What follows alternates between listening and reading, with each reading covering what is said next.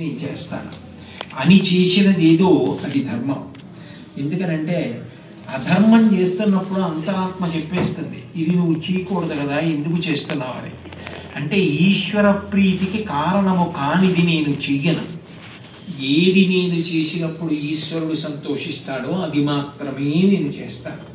ఎందుకనంటే నా కంటికి కనపడే భార్య బిడ్డలు వీళ్ళే కాదు, వీళ్లతో పాటుగా ఇంకొకడు ఉన్నాడు, వాడు జీవుడు. ఈ జీవుడికి ఇంకొక జన్మ ఉంది, మళ్ళీ కోటాను కోట్ల జన్మలు ఎత్తాలి. వీళ్ళందరి కోసం, ఈ శరీరం కోసం ఈశ్వర ప్రీతికి కారణము కానిది నేను చేసుకెళ్ళిపోతే ఆ జీవుడు నశించిపోతాడు. ఎన్నాళ్ళు ఉంటావు ఇందులో? ఓ 80 ఏళ్ళు ఉంటావు, 90 ఏళ్ళు ఉంటావు. నేను ఒక ముతక మాట మాట్లాడితే మీరు అన్యథా అర్థం చేసుకోరు అన్న సహృదయంతో అంటున్నాను.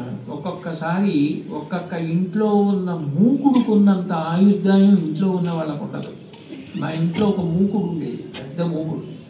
మా అమ్మగారు నాతో అంటుండేవారు, ఆ మూకుడులో మా అమ్మగారు వాళ్ళ మామగారికి, అంటే మా తాతగారు చనిపోయినప్పుడు ఆయన శ్రాద్ధం పెట్టినప్పుడు అందులో గారెలు ఉంటాయి, మా నాన్నగారు పోయినప్పుడు గారెలు ఉంటాయి. ఆ తర్వాత చాలా కాలం ఆ మూకుడు ఉండేది, ఇప్పుడు లేదనుకోండి, వెళ్ళిపోయిందో తెలియదు, మరి ఊరు మారిపోవడంలో. అంటే అది 2 తరాలు చూసింది. ఆ తర్వాత కూడా బహుశా ఎవరికో ఉపయోగపడుతుంది. కానీ అది మా తాతగారి తద్దినానికి ఉపయోగపడింది, మా నాన్నగారి తద్దినానికి ఉపయోగపడింది. అంత ఆయుర్దాయం మనిషికి ఏది నిజానికి లేదు. ఆయుర్దాయమా తక్కువ. ఆ తక్కువ ఆయుర్దాయంలో భగవంతుడి ఉనికి గురించి, అసలు భగవంతుడు సంతోషించవలసిన పనుల గురించి ఆలోచించకపోతే సంపాదించావు, తెచ్చావు, దాచావు, మంచిదే. కానీ అవన్నీ ఊపిరి ఆగిపోగానే అందరూ పంచుకుంటారు. సంపాదించవద్దని శాస్త్రం చెప్పలేదు, భార్యాబిడ్డలకు ఇవ్వద్దని చెప్పలేదు. కానీ సంపాదించకూడని మార్గంలో కోట్లు తెచ్చి అక్కడ పెట్టేస్తే నీ జీవుడు ఏమైపోతాడా చేసిన దానికి? అది ఎవరూ పంచుకోరు. అది చిట్ట చివరికి ఎవరు తీసుకెళ్లాలంటే జీవుడు ఒకడే తీసుకెళ్ళాలి. చేసిన తప్పు పనులు, చేసిన మంచి పనులు, ఈ 2 జోలి తగిలించుకోవాలి. ఎవడు చేసిన కర్మ వాడు అనుభవింపక తప్పదన్నారు. అప్పుడు నిజమైన స్వార్థం అంటే ఏమిటి? ఈ జీవుడు ఒకడు ఉన్నాడు, వీడు మళ్ళీ జన్మ పొందుతాడు. ఎందుకనంటే జాతస్య హి ధ్రువో మృత్యు ధ్రువం జన్మమృతస్య చ తస్మాత్ అపరిహారేతే నత్వం శోచితుమర్హసి. శరీరాన్ని విడిచిపెట్టడం, ఇంకో శరీరాన్ని పొందడం జీవుడికి అనివార్య పరిణామం. అయినప్పుడు వేరొక జన్మ పొందుతావు. పొందినప్పుడు అక్కడ మళ్ళీ నువ్వు సుఖపడాలంటే నువ్వు చేసిన పుణ్యము కారణము. ఏ పుణ్యము చేయకుండా, ఈశ్వర ప్రీతి కోసం నువ్వు ఏ పని చేయకుండా నీకు అప్పుడు ఎందుకు ఇస్తారు? ఏ పుణ్యాన్ని అడ్డుపెట్టి సుఖం ఇస్తారు? శంకర భగవత్పాదాచార్యుల వారి జీవితంలో ఆయన బ్రహ్మచారిగా సన్యసించక ముందు చేసిన మొట్టమొదటి స్తవం కనకధారా స్తవం. ఈ పునర్జన్మ సిద్ధాంతం, కర్మ సిద్ధాంతాన్ని దృష్టిలో పెట్టుకునే చేశారు. ఆ రోజు ద్వాదశి. ఆయన బ్రహ్మచారిగా ఉన్నారు. ఒక బ్రాహ్మణి ఇంటి ముందుకు వెళ్ళి నిలబడ్డారు. భవతి భిక్షాందేహి అన్నారు. ఆ లోపల ఉన్న ఆవిడ, ఇంత తేజోమూర్తి బ్రహ్మచారి ఇంటి ముందుకు వచ్చాడు. ఏదైనా దోషిట్లో వేద్దామంటే ఏమీ లేదు. ఏం వెయ్యను? ద్వాదశి నాడు ఎక్కువసేపు ఉపవాసం ఉండకూడదు. ఎంత తొందరగా వీలైతే అంత తొందరగా ఉపవాసం పూర్తి చేసేయాలి, ఏదో ఒకటి తినాలి. ఏకాదశి నాడు ఉపవాసం ధర్మం, ద్వాదశి నాడు ఉపవాస పారణం ధర్మం. ధర్మం మారుతుంటుంది. అందుకని ఇంటి పెద్ద ఆయన ఏం చేశాడంటే, ఇంట్లో తినడానికి ఏమీ లేవని ఓ ఉసిరికాయ తెచ్చి దాచాడు. ఏమీ లేకపోతే ఉసిరికాయ తింటే భోజనం చేసేసినట్టు. అందుకని ఉసిరికాయ దాచాడు, అది ఎండిపోయింది. ఏమీ లేదని ఆవిడ తీసుకెళ్ళి ఆ ఎండు ఉసిరిక శంకరాచార్య వారి యొక్క దోషిట్లో వేసి బాధపడింది. ఆమె బాధ చూసి శంకరాచార్యుల వారు లక్ష్మీదేవిని ఉద్దేశించి ప్రార్థన చేశారు. వందే వందారు మందార మిందిరానంద కందలం మమందానంద సంతోహ బంధురం సింధురాననం మంగం హరేహ పులకభూషణమాశ్రయంతి భృంగాంగనీవ ముకుళాభరణం తమాలం అంగీకృతాఖిల విభూతిరపాంగలీలా మాంగళ్యదాస్తు మమ మంగళ దేవతాయా అని కనకధారా స్తవం చేశారు.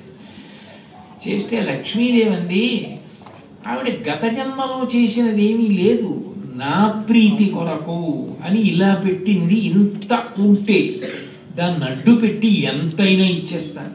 శ్రీశైలేషు భజింతునో అభవ కాంచీనాథు సేవింతునో కాశీవల్లభ కల్వబోధన మహాకాళీషు సేవింతునో నా శీలం పడువైన మేరుబడుచున్ రక్షింపవే నీ కృపా శ్రీ శృంగార విలాస హాసములచే శ్రీకాళహస్తీశ్వర అంటాడు దుర్గటి కాళహస్తీశ్వర శతకంలో.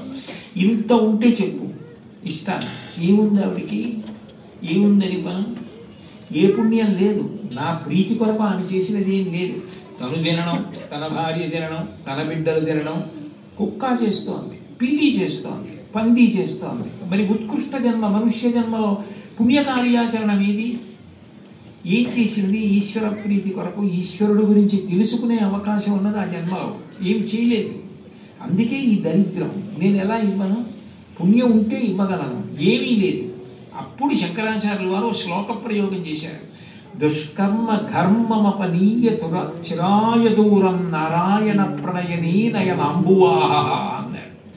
అమ్మా, ఉన్న ఒక్క ఎండు ఉసిరికాయ తెచ్చి నా చేతిలో వేసేసిందిగా, అంత ప్రేమతో ఈ జన్మలో నాకు పెట్టిందిగా, ఈ పుణ్యాన్ని అడ్డుపెట్టి ఇయ్యి అన్నారు. నువ్వు మాతృమూర్తివి కదా, జగన్మాతవి కదా, నువ్వు తలుచుకుంటే నీ కంటి చివరి చూపు చేత ఈమె యొక్క పాపముల రాశిని మేఘాన్ని గాలి కొట్టినట్టు కొట్టేయగలవు. అనుగ్రహించమన్నారు. 48 నిమిషముల పాటు బంగారు ఉసిరికలు కురిపించింది లక్ష్మీదేవి. ఆ కనకధార ఎక్కడ పడిందో అదే ద్రవిణాంబుధార కనకధార అయింది స్తోత్రం పేరు. ఇప్పటికీ ఆ ఇల్లుంది కేరళ రాష్ట్రంలో. నేను ఆ ఇల్లు వెతుక్కుంటూ కావులు అంటారు. ఎకరాల్లో వేదాధ్యయనం చేస్తారు, పంటలు పండించుకుని అదే తింటూ ఉండిపోతారు వేదాధ్యయనం కోసం. అక్కడ వెతుక్కుంటూ వెళితే ఒక ఇంటి గేటు మీద స్వర్ణతుమనాయ్ అని రాసి ఉంటుంది. అంటే కనకధార పడిన ఇల్లు. ఆ ఇంట్లో వాళ్ళని అడిగితే అవునండి మా పూర్వీకులది ఇక్కడే, మా పెద్దావిడికి ఇక్కడ కనకధార కురిపించారు, శంకరాచార్యులు వారు వచ్చి ఇక్కడే నిలబడి కనకధార చదివారంటారు. అంటే మేము అందరం నిలబడి అక్కడ కనకధార స్తవం చేసి వెళ్ళాను కూడా, అంటే భక్తితో. కాబట్టి చేసినది ఏదుందో నీ కొరకు నువ్వు తిన్నది కాదు, ఒకరి కొరకని, ఈశ్వర ప్రీతి కొరకు అని, ఈశ్వరుడు సంతోషించడానికి. నాకు ఇన్ని ఆయన చేస్తున్నాడు, ఆయన సంతోషించడానికి నేను ఇది చేస్తాను అని చెయ్యడానికి ఏదీ లేదన్న మాట మాత్రం అనకు.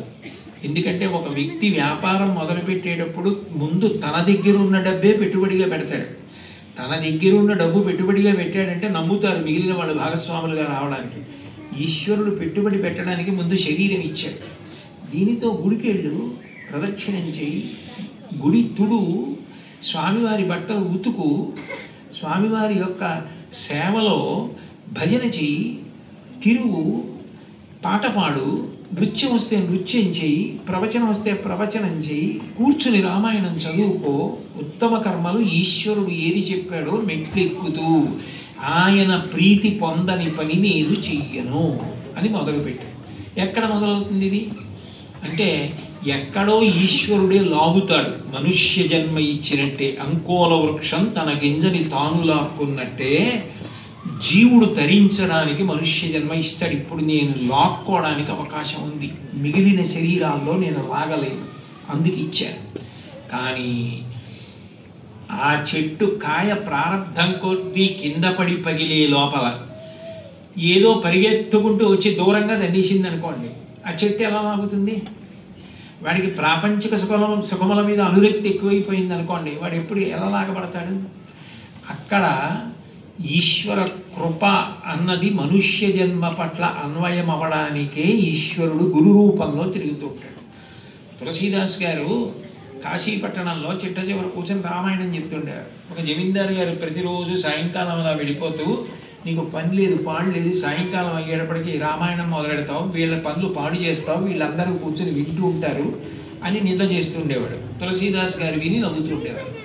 ప్రతిరోజు రామాయణం అయిపోయిన తర్వాత జమీందారు గారి ఇంటికి వెళ్ళి తలుపు కొట్టి, అయ్యా మీకు కూడా ఒక్క శ్లోకపాలం చెప్తాను వినండి, రామాయణం గొప్పది అంటుండేవారు.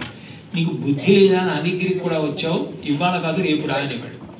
అలా తులసీదాస్ గారు సంవత్సరాలు తిరిగారు, ఆయన వినలేదు రామాయణం ఒక్క పాదం కూడా. ఒక రోజున విసిగెత్తి విడిచిపెట్టకుండా వస్తున్నాడు ప్రతిరోజు అని, వచ్చే ఏడాది రా అన్నాడు. అయితే వచ్చే ఏడాది వస్తానని వెళ్ళిపోయారు తులసీదాస్ గారు. గుర్తు పెట్టుకుని వచ్చే ఏడాది అదే తినేడా జమీందారి ఇంటికి వెళ్ళారు. తలుపు కొడితే కొడుకు లోపల నుంచి బయటికి వచ్చాడు. మీ నాన్నగారు ఇవాళ రామాయణం వింటారన్నారు, చెప్దామని వచ్చాను, పిలవమన్నారు. పిలవమని తిరిగి చూశారు. ఆ ఇంటి జీవుడు ఐశ్వర్యం మీద పొలాల మీద భ్రాంతితో ఎద్దై బయట నించుని ఉన్నాడు. ఆ ఇంట్లోనే కట్టబడ్డాడు. కొడుకు వచ్చి అన్నాడు, మా నాన్నగారు చనిపోయి అప్పుడే సంవత్సరీకాలకి దగ్గరకు వచ్చేస్తోందండి, లేరు మా నాన్నగారు అన్నాడు. అప్పుడు తులసీదాస్ గారు ఎద్దు వంక చూశారు. మహాత్ముల దర్శనం కాబట్టి ఎద్దు లోపల ఉన్న జీవుడు ఎవరో కాదు, గత జన్మలో ఇంటి యజమాని. కళ్ళమ్మ నీళ్లు పొట పొట పొట పడ్డాయి. ఈ భూమి కోసం, ఈ పొలాల కోసం, ఈ పిల్లల కోసం భ్రాంతి పొందాను. చిట్ట చివరికి ఏమైంది, అదే కొడుకు పొలం దున్నిస్తున్నాడు. ఇంటి ముందు ఎద్దులై నిలబడ్డారు. మీ దగ్గర రామాయణం మీరుంటే 50 ఉండేవాళ్ళు. ఇప్పుడు ఆ అవకాశం లేదు. మనుష్య ఎక్కడో మార్పు ఈశ్వరుడు తేవాలి. అది కూడా ఆయన అనుగ్రహం. ఆయన అనుగ్రహం లేకుండా ఏది జరగదు. ఆయన అనుగ్రహించాడు అంటే గుర్తు అనేక రకాలుగా ఒక్కొక్కసారి ఆయన చమత్కారం చేస్తాడు. పరమేశ్వరుడు